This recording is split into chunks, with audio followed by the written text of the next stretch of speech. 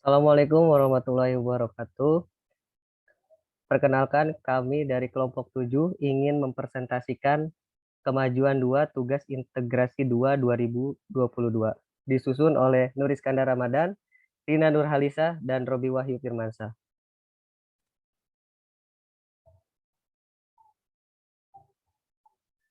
Pokok bahasan.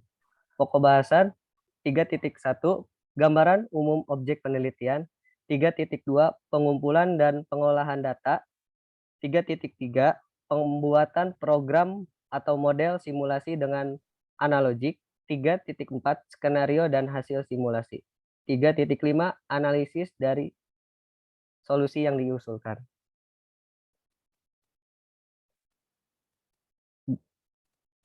Gambaran umum objek penelitian. RPX adalah pionir pengiriman logistik terpadu One Stop Logistik. Dengan pengalaman lebih dari 30 tahun di Indonesia, RPX terus mengembangkan layanannya di bidang logistik dengan mendirikan bisnis unit yang bergerak di bidang jasa kepabeanan, PT Sena Satwika atau RPX Clearance, penyedia jasa tracking, PT Pelangi Semesta atau RPX Pride, jasa pengiriman domestik PT Antareja Prima Antara atau RPX Domestik, jasa perwading PT Ternat Trans Utama atau RPX Perwading, jasa pergudangan PT Wahana Dirgantara atau RPX Warehouse Airlines, PT Republik Express atau RPX Airlines, dan di bidang manajemen properti PT Sentra Banuadi, RPX Property Management, serta melayani last mile delivery. 3.2 Pengumpulan dan pengolahan data. Berikut ada alur pengiriman barang. Pengiriman barang dilakukan menggunakan moda transportasi darat. Alurnya adalah pertama pengirim datang ke loket kantor untuk mengirimkan barangnya. Setelah itu, petugas loket melakukan input kota tujuan sesuai dengan alamat penerima yang ditulis pengirim. Kemudian, penyerahan kiriman ke bagian operasional untuk dilakukan proses labeling. Selanjutnya, barang yang telah diberi label akan disimpan di gudang untuk dilakukan proses loading barang ke moda transportasi sesuai dengan waktu pengiriman yang telah ditetapkan. Setelah waktu pengiriman tiba, maka barang akan dikirimkan.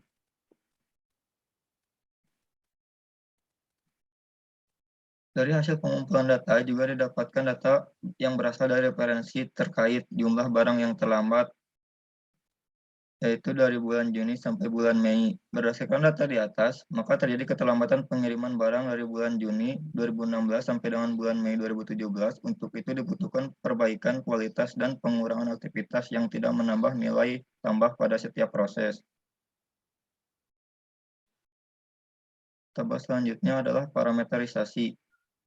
Yang pertama ada input kota tujuan, labeling, target lama di gudang awal, waktu pengiriman barang, waktu sortir barang sesuai tujuan, waktu unloading barang, target lama di gudang asal, waktu loading barang, selisih lama di gudang asal, jumlah SDM, total waktu lama barang di gudang asal, total waktu lama barang di gudang tujuan, jumlah waktu pengiriman barang, dan terakhir total waktu barang sampai ke konsumen.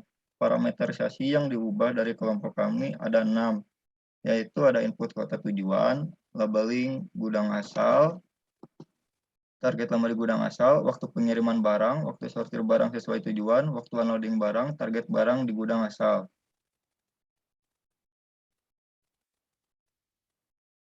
Pembuatan program model simulasi dengan analogik.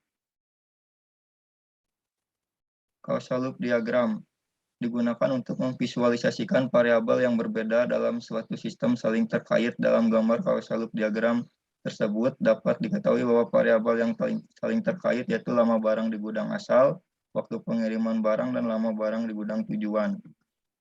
Pada causal loop diagram yang kelompok kami buat menunjukkan yang pertama, variabel input kota tujuan, labeling, dan waktu loading barang mempengaruhi variabel lama barang di gudang asal secara positif. Artinya, semakin besar nilai kota tujuan, labeling, dan waktu loading, maka akan semakin besar nilai variabel lama barang di gudang asal. Yang kedua, variabel lama barang di gudang asal dan variabel target lama di gudang asal mempengaruhi variabel selisih lama di gudang asal secara positif. Artinya semakin besar nilai lama barang di gudang asal dan variabel target lama di gudang asal, maka akan semakin besar nilai variabel. Yang ketiga, variabel jumlah SDM dipengaruhi oleh nilai selisih lama di gudang asal. Pada variabel tersebut juga terdapat balancing loop yang artinya waktu loading barang akan selalu ada karena proses pengiriman barang harus dilakukan terus-menerus dan tidak bisa dilakukan hanya sekali. Ketika jumlah SDM ditambah, maka waktu loading barang akan singkat. Namun seiring berjalannya waktu loading barang akan menurun kembali atau akan lambat kembali dan harus dilakukan penambahan jumlah SDM agar waktu loading barang akan tetap terjaga. Yang kelima, variabel waktu unloading barang dan waktu sortir barang sesuai tujuan mempengaruhi variabel lama barang di gudang tujuan secara positif. Artinya semakin besar nilai waktu unloading barang dan waktu sortir barang sesuai tujuan, maka akan semakin besar nilai lama barang di gudang tujuan. Dan yang terakhir, variabel lama di gudang barang, variabel lama barang di gudang asal, waktu pengiriman barang, dan lama barang di gudang tujuan mempengaruhi variabel setelah waktu barang sampai ke konsumen secara positif. Artinya semakin besar nilai lama barang di gudang asal, waktu pengiriman barang, dan lama barang di gudang tujuan, maka akan semakin besar nilai variabel total waktu barang sampai ke konsumen.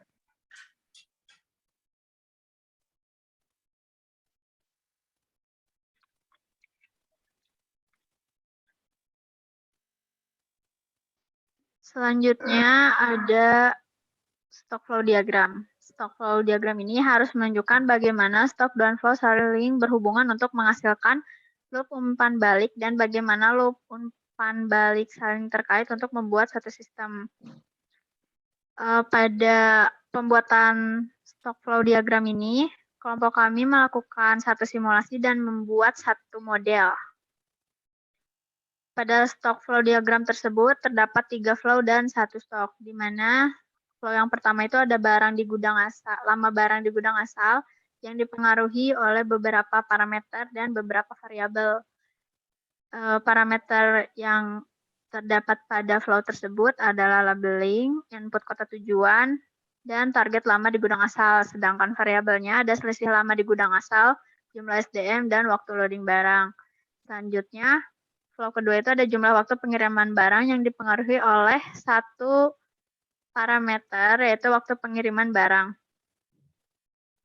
Sorry, masih belum. Nah, yang ketiga itu ada lama barang di gudang tujuan yang dipengaruhi oleh dua parameter, yaitu waktu sortir barang sesuai tujuan dan waktu unloading barang.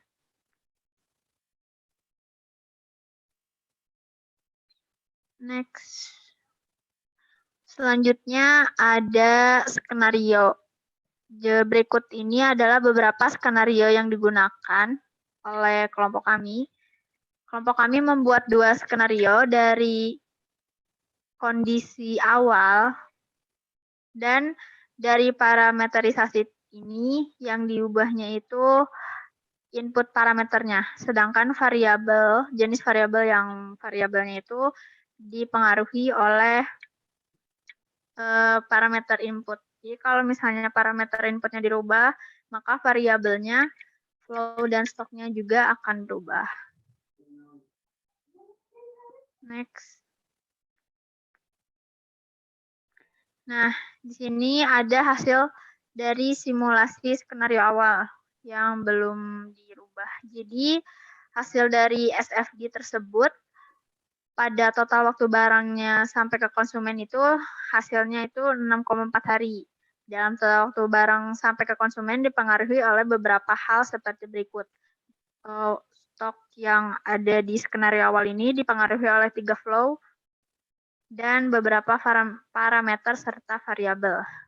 Pada flow lama barang di gudang asal, dengan lama waktunya 2,5 hari, dengan proses input kota tujuan selama 1 hari, proses labelingnya 1 hari, target lama di gudang asalnya 1,5 hari dengan selisih lama di gudang asal selama 1 hari lebih lama dari target.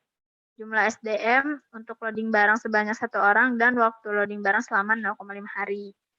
Kemudian ada jumlah waktu pengiriman barang selama 2 hari dengan parameter waktu pengiriman barang selama 2 hari.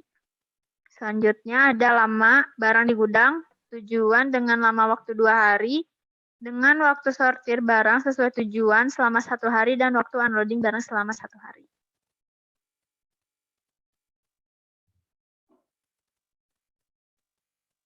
Kemudian ada hasil analisis dari skenario 1.